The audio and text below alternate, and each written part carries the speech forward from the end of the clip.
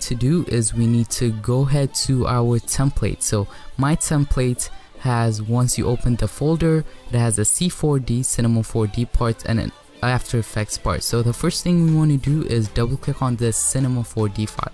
So once you click on the double click on the Cinema 4D file, it should launch in like some time after it loads up, and it's gonna look something like this. If you are using in Windows, it's gonna look like this exactly. And what you have to do is you have to click on the name, and then if you want to change it, you can click it and then change it to anything you want. You can change it to tech and press enter, and then once you click here, it should update the text. And then most of the time there are 2 layers of text, so change the other one too by clicking on it and change it to the same thing you changed the first one to. Now once you click there, it should update itself. And now if we play the video, as you can see the whole thing, the whole animation kind of thing, and it's really cool. And if you press on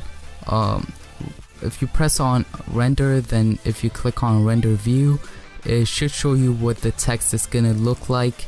Yeah, it's gonna look something like this. So just press on it, and then now what we want to do is we want to click on the text, and if you want to change the font, click on it, come right here, and then you can change it to anything you want. Right now it's on plump, but if I want to change it, I can just click on any of these and it would change itself.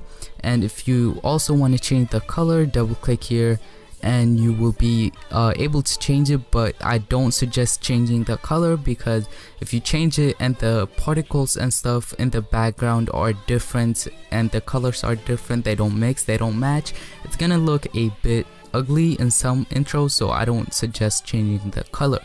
So once you have done that, what you have to do is click here again onto your render settings and make sure it's 1280 by 720 if you have a good computer. And if you have a like really good computer, you can go ahead and put it on 1920 by 1080.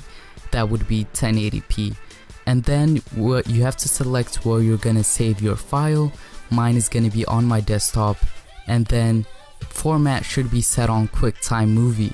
Now you can do PNG sequences, and that's gonna be a bit faster and the quality is gonna be a bit higher, but it's gonna be in loads and loads of pictures on your Mac, so I don't suggest doing that. So instead just select QuickTime Movie and then click here to start rendering your intro.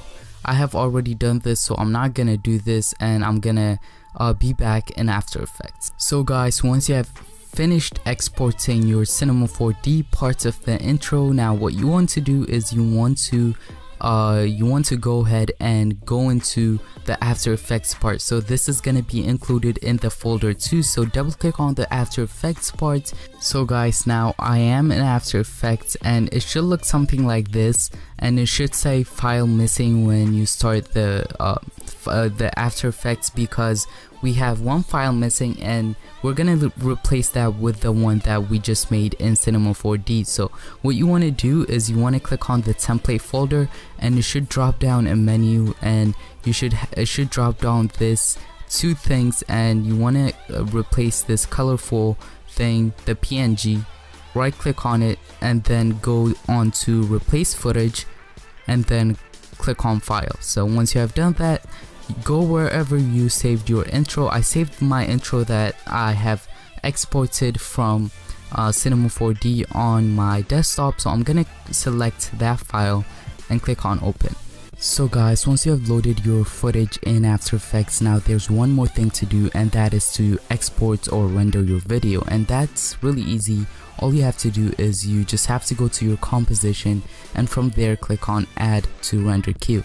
And once you click here, it should appear, this kind of window should appear, and make sure that it is on best settings and lossless, and then you want to click where it says output, and then you can save it on your desktop, documents, applications, anywhere you want it to be, and the file format is going to be in a movie, QuickTime Movie. So don't worry, you can upload it to YouTube or edit it in other editing software. So now what you want to do is name it whatever you want and just click on save, and then from here you want to click on render, and it should start rendering, and it's gonna take like 10 minutes or something depending on the speed of your computer. And yeah, I'll see you in the next video.